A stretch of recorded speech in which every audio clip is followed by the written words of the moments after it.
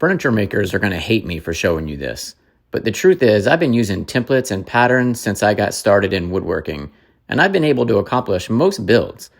This one, I was a little bit worried, but then I remembered, hey, you know what? I'm a badass carpenter. I made these hats too, the camo edition. And if you're interested in these patterns or the hats, I'll have a link below. But I know what you're wondering. Is it cheaper to DIY your own furniture or to buy from a store? Let's find out. But first, let's take a look at the sofa table my wife wanted to buy from the store. Pretty cool, right?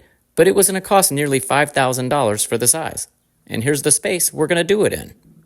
I got measuring and figured out this is going to be huge. But does size matter? Let's ask my wife.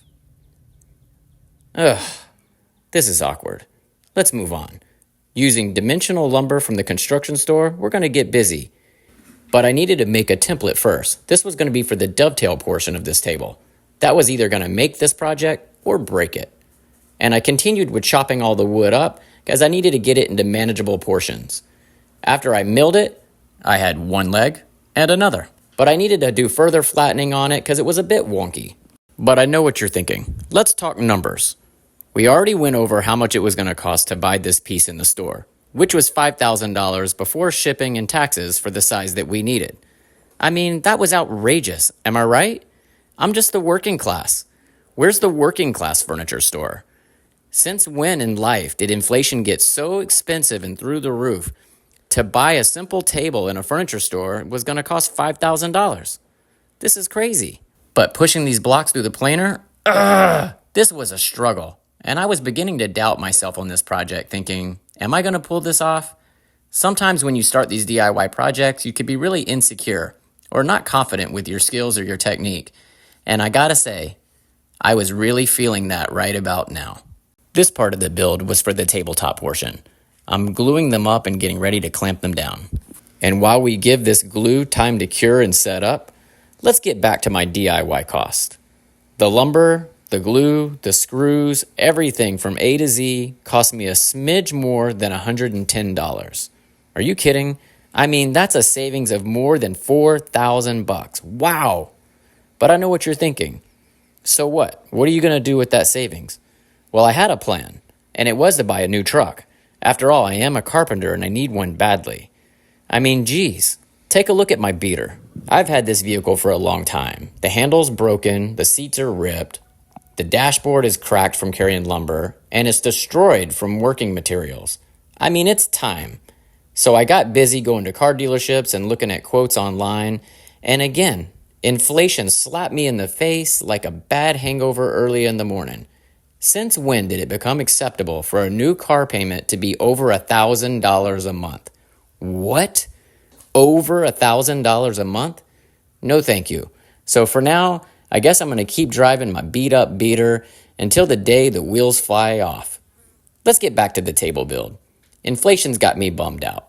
Oh yeah, I've been using that template this whole time in the video to flush trim this process for the dovetails, and now it's time to see if it fits. Come on, baby. Yes. That side went in. How about the other? Pop that side. Little elbow grease. Okay, this is coming together. But this thing is big. But if you remember the original one from the store, that thing was like an elephant-sized table. So I needed to compensate for that and beef up the sides of this top.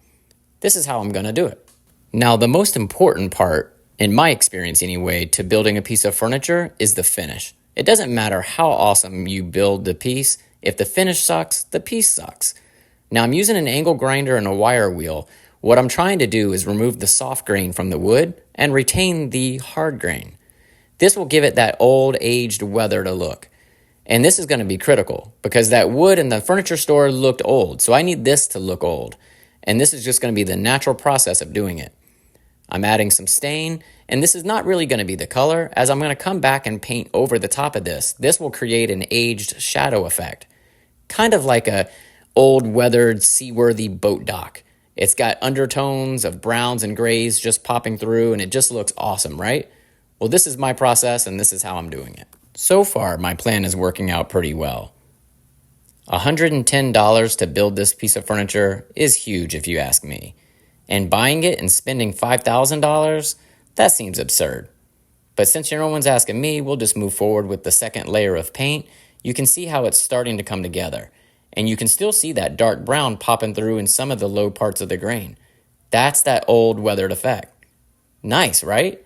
Now let's take a look at this thing before I move it into my house. This is going to be really cool. And here it is in the space. I mean, I pulled it off. Those dovetails, the finish. This thing looks like aged lumber, although it was fresh 2x6s from a hardware store. I really nailed it. I'm really proud of myself. My wife loves it, and she's already decorated it. Would you DIY it?